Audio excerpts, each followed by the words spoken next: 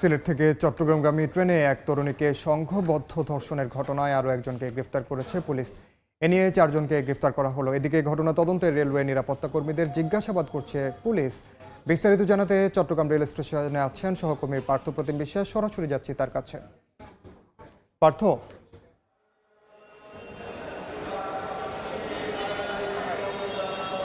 চলন্ত ট্রেনে তরুণী ধর্ষণের ঘটনায় এখনো পর্যন্ত 4 জনকে গ্রেফতার করা হয়েছে। এর মধ্যে 3 জনকে বুধবার সকালে এবং আরেকজন রাসেল যে পলাতক অবস্থায় ছিল তাকে কিন্তু আজকে ভোর রাতে নোয়াখালী থেকে গ্রেফতার করা হয়েছে এবং তাদের 7 দিনের রিমান্ড চাওয়া হয়েছে এবং তাদের সবাইকে কিন্তু আদালতে প্রেরণ করা হয়েছে। মূলত রেলওয়ে পুলিশ এবং রেল কর্তৃপক্ষ মিলেই কিন্তু এই তদন্তের কাজটি করছে এবং আমার পিছনে আমরা দেখতে পাচ্ছি সেদিন মঙ্গলবার উদয়ন এক্সপ্রেসের চট্টগ্রামের উদ্দেশ্যে যে উদয়ন এক্সপ্রেস ছেড়ে আসছিল সেই ট্রেনে যারা দায়িত্বে ছিল, বিশেষ করে জিআরপি পুলিশ থেকে শুরু করে চালক থেকে শুরু করে বা ট্রেনের গার্ড থেকে শুরু করে যারা দায়িত্বে ছিল তাদের সবাইকেই কিন্তু আজকে জিজ্ঞাসাবাদ করা হচ্ছে। বিভাগীয় পরিবহন কর্মকর্তা এই জিজ্ঞাসাবাদের নেতৃত্ব দিচ্ছে। আমরা দেখছি ঠিক তারা 10:30 থেকে 11টার মধ্যেই কিন্তু এই চট্টগ্রাম রেল স্টেশনে এসেছেন সবাই।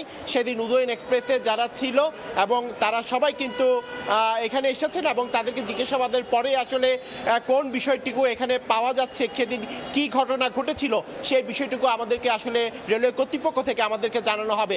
তবে বলে রাখি, মঙ্গলবার কিন্তু সিলেট থেকে 10:30টায় উদয়ন এক্সপ্রেস ট্রেনটি ছেড়ে আসে এবং মধ্যরাতেই কিন্তু সেই ট্রেনেই চলন্ত ট্রেনে এক তরুণীকে ধর্ষণ করে এবং ট্রেনে যে ক্যাটারিং সার্ভিসটি ছিল সেই ক্যাটারিং সার্ভিসের 4 কর্মকর্তা ছিল, 4 জন কর্মচারী ছিল। সেই কর্মচারী কিন্তু কোনো একটি সুযোগে মেয়েটি যখন সিট না পেয়ে সেই খাবার ঘরে অবস্থান করে তখনই কিন্তু আসলে জোরপূর্বক সংঘবদ্ধভাবে তরুণীটিকে ধর্ষণ করা হয়। তবে ক্যাটারিং সার্ভিসের এই 4 জনের নামে কিন্তু তরুণীটি মামলা করেছে এবং 4 জনকে আইনের আওতায় এনেছে পুলিশ। তো এই ছিল আমার কাছে এখনো পর্যন্ত চট্টগ্রাম রেল স্টেশন থেকে চলন্ত ট্রেনে সংঘবদ্ধ ধর্ষণের সর্বশেষ খবর। সরাসরি যুক্ত ছিলাম চট্টগ্রামে।